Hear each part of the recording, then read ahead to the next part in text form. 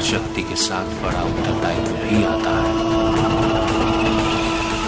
शक्ति और तो दोस्तों, देवों के देव महादेव जो कि हमें देखने को मिले था, यह शो काफ़ी ज़्यादा पसंद किया जाने वाला महादेव पे बनाया हुआ यह एक श्रृंखला के रूप में हमें देखने को मिला था।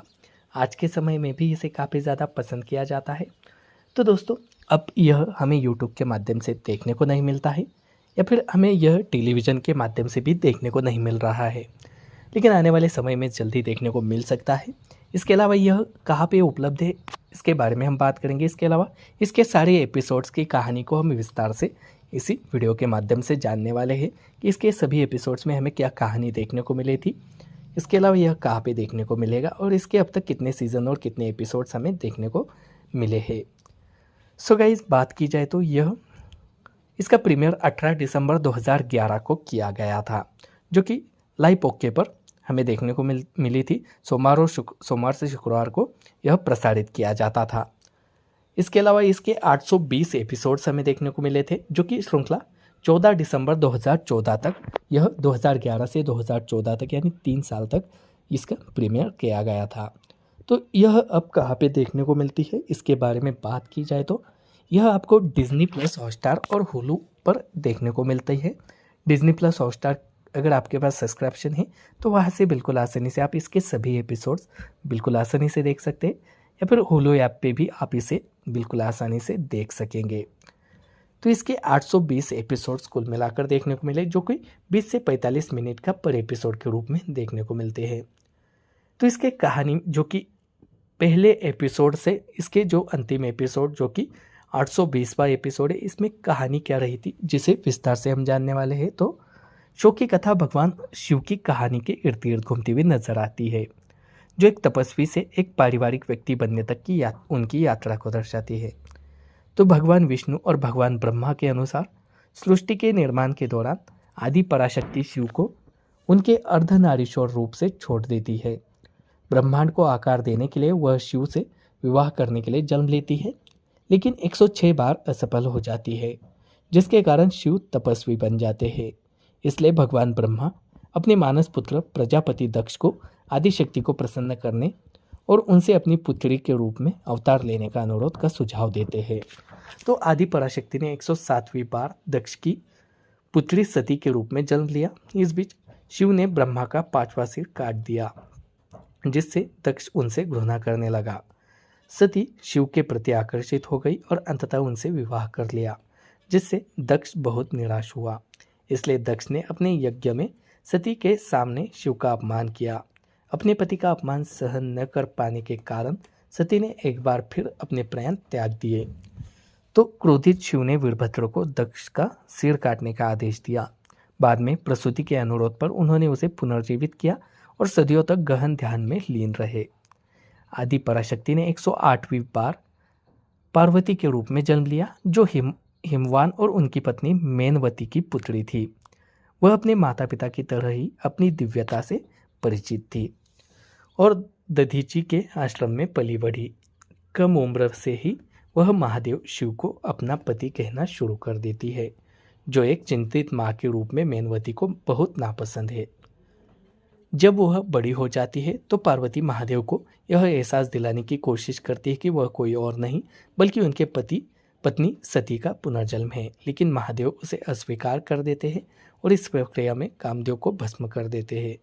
नतीजतन काम की व्याकुल पत्नी रति पार्वती को शाप दे देती है।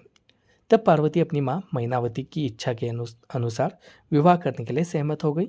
हालांकि अंततः पार्वती और हिमवान ने मैनावती को एहसास कराया कि पार्वती कौन है, जिसके बाद वह मान गई।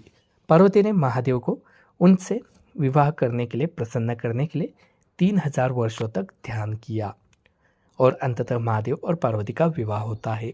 बाद में महादेव पार्वती को कुछ तांत्रिक ज्ञान प्रदान करते हैं, जो उन्हें नवदुर्गा जैसे विभिन्न रूप धारण करने में मदद करता है।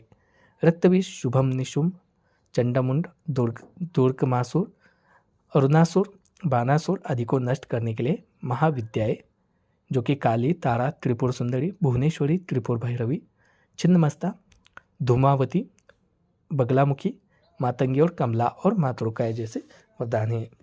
तो इसे इसी कारण पसंद किया हुआ देखने को मिला था, जो कि इसमें काफ़ी ज़्यादा अच्छा अभिनय लोगों को पसंद आया था। इसके जो कि उत्पादन के प्रोडक्शन को देखा जाए तो रितु जैनानी ने काली की प्रस्तुति के लिए प्रोस्थेटिक मेकअप किया हुआ देखने को मिला।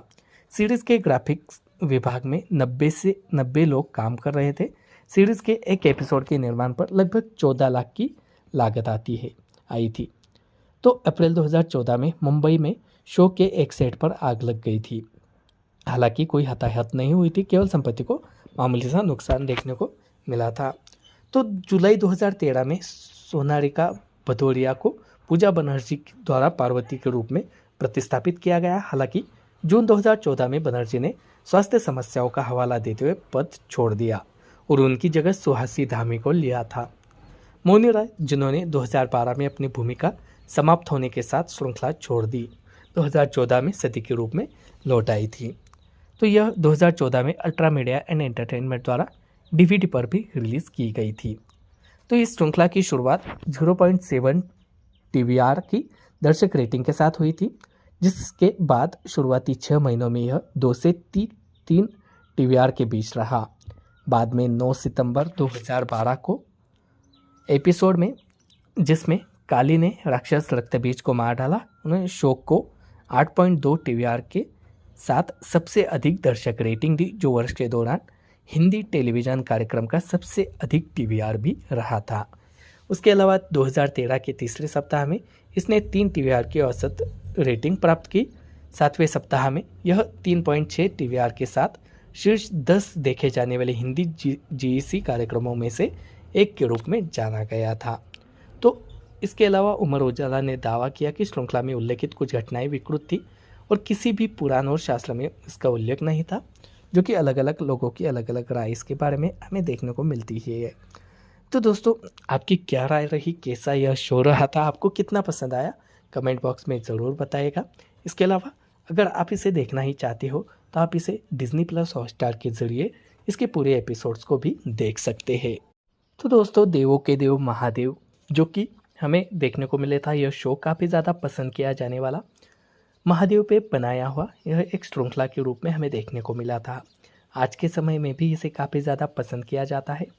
तो दोस्तों, अब यह हमें यूट्यूब के माध्यम से देखने को नहीं मिलता है, या फिर हमें यह टेलीविज़न के माध्यम से भी देखने को नहीं मिल रहा है, लेकिन आने वाले समय में जल्दी देखने को मिल सकता है। इसके अलावा यह कहाँ पे उपलब्ध है, इसके बारे में हम बात करेंगे। इसके अलावा इसके सारे एपिसोड्स की कहानी को हम विस्तार से इसी वीडियो के माध्यम से जानने वाले हैं कि इसके सभी एपिसोड्स में हमें क्या कहानी देखने को मिली थी। इसके अलावा यह कहाँ पे देखने को मिलेगा और इसके अब तक कितने सीज़न और कितने एपिसोड्स हमें देखने को मिले हैं। सो गाइस, बात की जाए तो यह इसका प्रीमियर 18 दिसंबर 2011 को किया गया था, जो कि लाइव ओके पर हमें देखने को मिली थी। सोमवार से शुक्रवार को यह प्रसारित किया जाता था। इसके अलावा इसके 820 एपिसोड्स हमें देखने को मिले थे, जो कि श्रृंखला 14 दिसंबर 2014 तक, यह 2011 से 2014 तक यानी 3 साल तक इसका प्रीमियर किया गया था। तो यह अब कहाँ पे देखने को मिलती है, इसके बारे में बात की जाए तो यह आपको डिज्नी प्लस हॉटस्टार और हुलू पर देखने को मिलती है। डिज्नी प्लस हॉटस्टार अगर आपके पास सब्सक्रिप्शन है तो वहाँ से बिल्कुल आसानी से आप इसके सभी एपिसोड्स बिल्कुल आसानी से देख सकते हैं, या फिर हुलू ऐप पे भी आप इसे बिल्कुल आसानी से देख सकेंगे। तो इसके 820 एपिसोड्स कुल मिलाकर देखने को मिले, जो कि 20 से 45 मिनट का पर एपिसोड के रूप में देखने को मिलते हैं। तो इसके कहानी जो कि पहले एपिसोड से इसके जो अंतिम एपिसोड जो कि 820वां एपिसोड है, इसमें कहानी क्या रही थी जिसे विस्तार से हम जानने वाले हैं। तो शो की कथा भगवान शिव की कहानी के इर्द गिर्द घूमती हुई नजर आती है, जो एक तपस्वी से एक पारिवारिक व्यक्ति बनने तक की उनकी यात्रा को दर्शाती है। तो भगवान विष्णु और भगवान ब्रह्मा के अनुसार सृष्टि के निर्माण के दौरान आदि पराशक्ति शिव को उनके अर्धनारीश्वर रूप से छोड़ देती है। ब्रह्मांड को आकार देने के लिए वह शिव से विवाह करने के लिए जन्म लेती है, लेकिन 106 बार असफल हो जाती है, जिसके कारण शिव तपस्वी बन जाते हैं। इसलिए भगवान ब्रह्मा अपने मानस पुत्र प्रजापति दक्ष को आदिशक्ति को प्रसन्न करने और उनसे अपनी पुत्री के रूप में अवतार लेने का अनुरोध का सुझाव देते हैं। तो आदि पराशक्ति ने 107वीं बार दक्ष की पुत्री सती के रूप में जन्म लिया। इस बीच शिव ने ब्रह्मा का 5वां सिर काट दिया। जिससे दक्ष उनसे घृणा करने लगा। सती शिव के प्रति आकर्षित हो गई और अंततः उनसे विवाह कर लिया, जिससे दक्ष बहुत निराश हुआ। इसलिए दक्ष ने अपने यज्ञ में सती के सामने शिव का अपमान किया। अपने पति का अपमान सहन न कर पाने के कारण सती ने एक बार फिर अपने प्राण त्याग दिए। तो क्रोधित शिव ने वीरभद्र को दक्ष का सिर काटने का आदेश दिया। बाद में प्रसूति के अनुरोध पर उन्होंने उसे पुनर्जीवित किया और सदियों तक गहन ध्यान में लीन रहे। आदि पराशक्ति ने 108वीं बार पार्वती के रूप में जन्म लिया, जो हिमवान और उनकी पत्नी मेनवती की पुत्री थी। वह अपने माता पिता की तरह ही अपनी दिव्यता से परिचित थी और दधीची के आश्रम में पली बढ़ी। कम उम्र से ही वह महादेव शिव को अपना पति कहना शुरू कर देती है, जो एक चिंतित माँ के रूप में मेनवती को बहुत नापसंद है। जब वह बड़ी हो जाती है तो पार्वती महादेव को यह एहसास दिलाने की कोशिश करती है कि वह कोई और नहीं बल्कि उनके पत्नी सती का पुनर्जन्म है, लेकिन महादेव उसे अस्वीकार कर देते हैं और इस प्रक्रिया में कामदेव को भस्म कर देते हैं। नतीजतन काम की व्याकुल पत्नी रति पार्वती को शाप दे देती है। तब पार्वती अपनी मां मैनावती की इच्छा के अनुसार विवाह करने के लिए सहमत हो गई। हालांकि अंततः पार्वती और हिमवान ने मैनावती को एहसास कराया कि पार्वती कौन है, जिसके बाद वह मान गई। पार्वती ने महादेव को उनसे विवाह करने के लिए प्रसन्न करने के लिए 3000 वर्षों तक ध्यान किया और अंततः महादेव और पार्वती का विवाह होता है। बाद में महादेव पार्वती को कुछ तांत्रिक ज्ञान प्रदान करते हैं, जो उन्हें नवदुर्गा जैसे विभिन्न रूप धारण करने में मदद करता है। रक्तविष, शुभम निशुंभ, चंडमुंड, दुर्गमासुर, अरुणासुर, बानासुर आदि को नष्ट करने के लिए महाविद्याएं, जो कि काली, तारा, त्रिपुर सुंदरी, भुवनेश्वरी, त्रिपुर भैरवी, छिन्नमस्ता, धूमावती, बगलामुखी, मातंगी और कमला और मातृकाय जैसे वरदान हैं। तो इसे इसी कारण पसंद किया हुआ देखने को मिला था, जो कि इसमें काफ़ी ज़्यादा अच्छा अभिनय लोगों को पसंद आया था। इसके जो कि उत्पादन की प्रोडक्शन को देखा जाए तो ऋतु जैनानी ने काली की प्रस्तुति के लिए प्रोस्थेटिक मेकअप किया हुआ देखने को मिला। सीरीज़ के ग्राफिक्स विभाग में 90 लोग काम कर रहे थे। सीरीज़ के एक एपिसोड के निर्माण पर लगभग 14 लाख की लागत आई थी। तो अप्रैल 2014 में मुंबई में शो के एक सेट पर आग लग गई थी। हालांकि कोई हताहत नहीं हुई थी, केवल संपत्ति को मामूली सा नुकसान देखने को मिला था। तो जुलाई 2013 में सोनारिका भदौरिया को पूजा बनर्जी द्वारा पार्वती के रूप में प्रतिस्थापित किया गया। हालांकि जून 2014 में बनर्जी ने स्वास्थ्य समस्याओं का हवाला देते हुए पद छोड़ दिया और उनकी जगह सुहासी धामी को लिया था। मोनी राय, जिन्होंने 2012 में अपनी भूमिका समाप्त होने के साथ श्रृंखला छोड़ दी, 2014 में सती के रूप में लौट आई थी। तो यह 2014 में अल्ट्रा मीडिया एंड एंटरटेनमेंट द्वारा DVD पर भी रिलीज़ की गई थी। तो इस श्रृंखला की शुरुआत 0.7 TVR की दर्शक रेटिंग के साथ हुई थी, जिसके बाद शुरुआती 6 महीनों में यह 2 से 3 TVR के बीच रहा। बाद में 9 सितंबर 2012 को एपिसोड में, जिसमें काली ने राक्षस रक्तबीज को मार डाला, उन्होंने शो को 8.2 TVR के साथ सबसे अधिक दर्शक रेटिंग दी, जो वर्ष के दौरान हिंदी टेलीविज़न कार्यक्रम का सबसे अधिक TVR भी रहा था। उसके अलावा 2013 के तीसरे सप्ताह में इसने 3 TVR की औसत रेटिंग प्राप्त की। 7वें सप्ताह में यह 3.6 TVR के साथ शीर्ष 10 देखे जाने वाले हिंदी GEC कार्यक्रमों में से एक के रूप में जाना गया था। तो इसके अलावा उमर उजाला ने दावा किया कि श्रृंखला में उल्लेखित कुछ घटनाएं विकृत थी और किसी भी पुराण और शास्त्र में इसका उल्लेख नहीं था, जो कि अलग अलग लोगों की अलग अलग राय इसके बारे में हमें देखने को मिलती है। तो दोस्तों, आपकी क्या राय रही, कैसा यह शो रहा था, आपको कितना पसंद आया, कमेंट बॉक्स में ज़रूर बताइएगा। इसके अलावा अगर आप इसे देखना ही चाहते हो तो आप इसे Disney+ हॉटस्टार के ज़रिए इसके पूरे एपिसोड्स को भी देख सकते हैं। तो दोस्तों, देवों के देव महादेव, जो कि हमें देखने को मिले था, यह शो काफ़ी ज़्यादा पसंद किया जाने वाला महादेव पे बनाया हुआ यह एक श्रृंखला के रूप में हमें देखने को मिला था। आज के समय में भी इसे काफ़ी ज़्यादा पसंद किया जाता है। तो दोस्तों, अब यह हमें YouTube के माध्यम से देखने को नहीं मिलता है, या फिर हमें यह टेलीविज़न के माध्यम से भी देखने को नहीं मिल रहा है, लेकिन आने वाले समय में जल्दी देखने को मिल सकता है। इसके अलावा यह कहाँ पे उपलब्ध है इसके बारे में हम बात करेंगे। इसके अलावा इसके सारे एपिसोड्स की कहानी को हम विस्तार से इसी वीडियो के माध्यम से जानने वाले हैं कि इसके सभी एपिसोड्स में हमें क्या कहानी देखने को मिली थी। इसके अलावा यह कहाँ पे देखने को मिलेगा और इसके अब तक कितने सीज़न और कितने एपिसोड्स हमें देखने को मिले हैं। सो गाइस, बात की जाए तो यह इसका प्रीमियर 18 दिसंबर 2011 को किया गया था, जो कि लाइव ओके पर हमें देखने को मिली थी। सोमवार से शुक्रवार को यह प्रसारित किया जाता था। इसके अलावा इसके 820 एपिसोड्स हमें देखने को मिले थे, जो कि श्रृंखला 14 दिसंबर 2014 तक, यह 2011 से 2014 तक यानी 3 साल तक इसका प्रीमियर किया गया था। तो यह अब कहाँ पे देखने को मिलती है इसके बारे में बात की जाए तो यह आपको डिज्नी प्लस हॉटस्टार और हुलू पर देखने को मिलती है।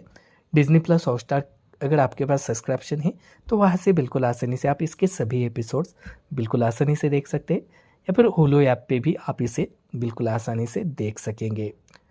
तो इसके 820 एपिसोड्स कुल मिलाकर देखने को मिले, जो कि 20 से 45 मिनट का पर एपिसोड के रूप में देखने को मिलते हैं। तो इसके कहानी जो कि पहले एपिसोड से इसके जो अंतिम एपिसोड जो कि 820वां एपिसोड है, इसमें कहानी क्या रही थी जिसे विस्तार से हम जानने वाले हैं। तो शो की कथा भगवान शिव की कहानी के इर्द गिर्द घूमती हुई नजर आती है, जो एक तपस्वी से एक पारिवारिक व्यक्ति बनने तक की उनकी यात्रा को दर्शाती है। तो भगवान विष्णु और भगवान ब्रह्मा के अनुसार सृष्टि के निर्माण के दौरान आदि पराशक्ति शिव को उनके अर्धनारीश्वर रूप से छोड़ देती है।